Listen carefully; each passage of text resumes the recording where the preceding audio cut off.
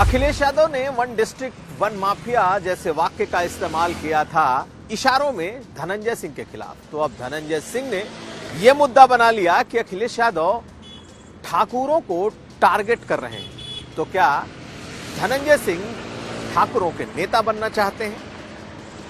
पिछले 2-3 दिनों से लगातार धनंजय सिंह ये बातें कह रहे हैं। तो आखिर उनके कहने के पीछे का मतलब क्या है, आज हम ये समझेंगे। और ये भी जानिए कि क्यों धनंजय सिंह कह रहे हैं कि जिन लोगों ने उनके बारे में गलत बातें फैलाई हैं, संसद में गलत बोला है, अब वो उनसे माफी मंगवा कर ही दम लेंगे। तो क्या सचमुच वो माफी मंगवा पाएंगे? आज हम आज का यूपी में ये समझेंगे। ये खबरें आज का यूपी में। नमस्कार, मैं हूं कुमार अभिषेक, आप देख रहे हैं यूपी तक। हम हाजिर अपने न्यूज शो आज का यूपी लेकर। कोडिन कफ सिरप का मामला जब सामने आया, उसके बाद इस पर सियासत खूब तेज हो गई। जैसे ही सरकार की तरफ से इस कोडिन कफ सिरप के बाद यह सामने आया कि इससे एक भी मौत यूपी में नहीं हुई है और यह सिर्फ इस पूरे कफ सिरप को बेचने के मामले में गड़बड़ी का मामला है, उसके बाद धनंजय सिंह सामने आ गए और धनंजय सिंह ने खुलकर अखिलेश यादव पर हमले शुरू कर दिए।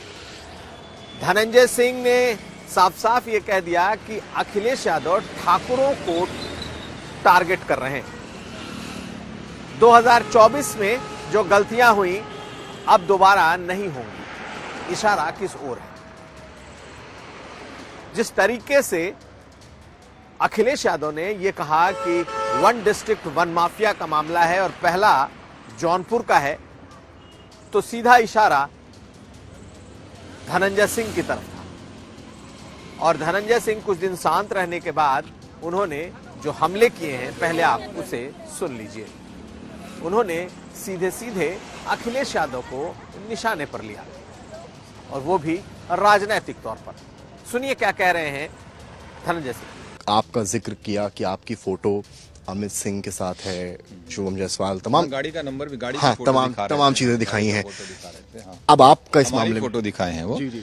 ऐसा है कि उनको मेरा नाम लेके कहना चाहिए था और मीडिया एथिक्स में यह है कि अगर आपने फोटो दिखाई तो आपने मुझे, इसलिए मैं उनका नाम लेके कह रहा हूँ। अखिलेश जी, पहली चीज तो पूरी प्रेस कॉन्फ्रेंस में कहीं सीरियस मुझे नहीं दिखे थे, क्योंकि वो मुख्यमंत्री रह चुके हैं यहाँ के, तो उन्हें सब चीज मालूम है, सारी चीज उनको मालूम है, ऐसा नहीं है। और काबिल व्यक्ति भी हैं, तो उनको पता है कि क्या वो है। अगर संवेदनशील विषय होता तो अखिलेश जी हंसते हुए नहीं बोलते, इतना तो मैं उम्मीद करता हूं उनसे। इतनी संवेदनहीनता वो ना दिखाते कि धनंजय सिंह का नाम लेने से एक इशू बन जाएगा और लेके थोड़ा सा एक एंटी ठाकुर वो अपने आप को दिखाना चाहते हैं। क्योंकि ये 37 सीट जीत गए थे पार्लियामेंट में। जीते क्या थे, यहाँ से 20-22 सीटें तो लोगों ने भाजपा को हरा दिया था। ये जीते उते नहीं थे। समझदार नेता है, पता नहीं क्यों ऐसा कर रहे हैं। वो समाजवादी पार्टी मेरे कंधे पे रख के बंदूक चला रही थी, उनका साहस होता मेरा नाम लेके के मैं डिफेमेशन फाइल करूंगा इनके खिलाफ और इनसे माफी मंगवाऊंगा। तो धनंजय सिंह का कहना है कि 2024 में बीजेपी हार गई और उस हार के पीछे की जो वजह थी, निश्चित तौर पर कहीं ना कहीं उस वक्त ठाकुरों की नाराजगी रही थी। लेकिन अब अखिलेश यादव को इसका फायदा नहीं मिलेगा, क्योंकि अखिलेश यादव ने इस चुनाव में जीत के बाद से ठाकुरों को ही टारगेट करना शुरू कर दिया है और इस मामले में भी उनके निशाने पर ठाकुर ही हैं। अब ये अलग बात है कि जौनपुर में धनंजय सिंह की बात हो सकती है, जो अखिलेश यादव का इशारा है, फिर बनारस में ब्रजेश सिंह की बात हो जाएगी।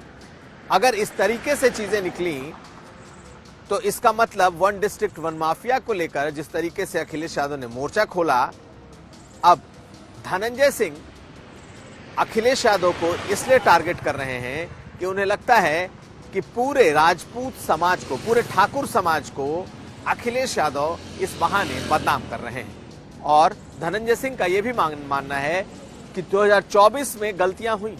गलतियां कहां हुई?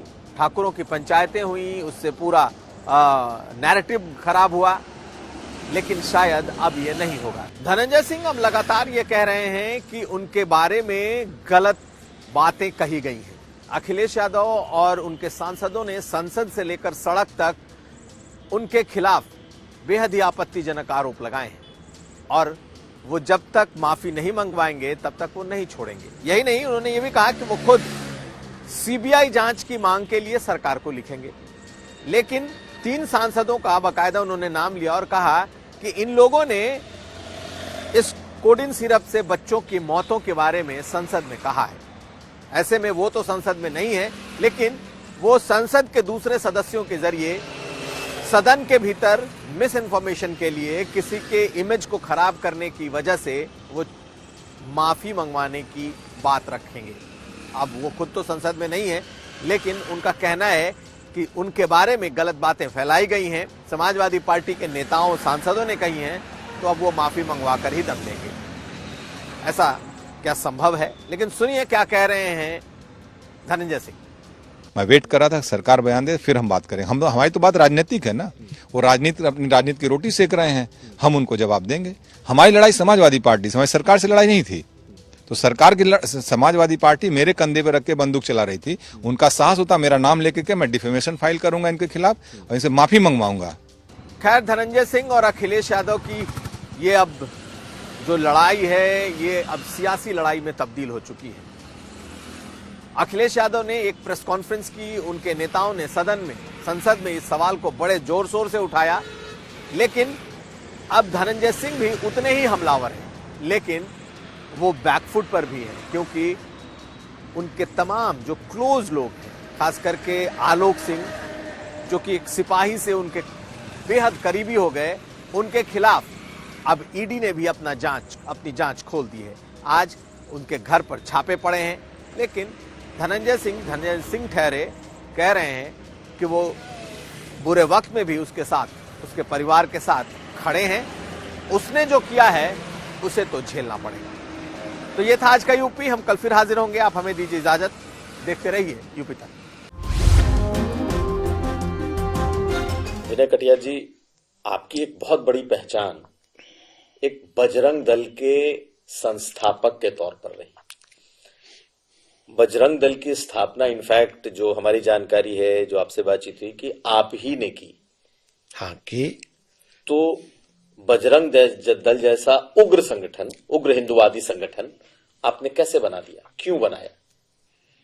ये तो सबको मालूम है क्यों बनाया है। आप बताइए। नहीं, उसको तो आप जैसे लोगों को सबको मालूम है कैसे बना है बजरंग दल। आज उसकी आवश्यकता है, पहले से भी आवश्यकता रही है। बंगाल से लेकर के दक्षिण भारत तक सब जगह बजरंग दल है। अब ममता तो उसी के कारण परेशान हो जाती है कभी कभी।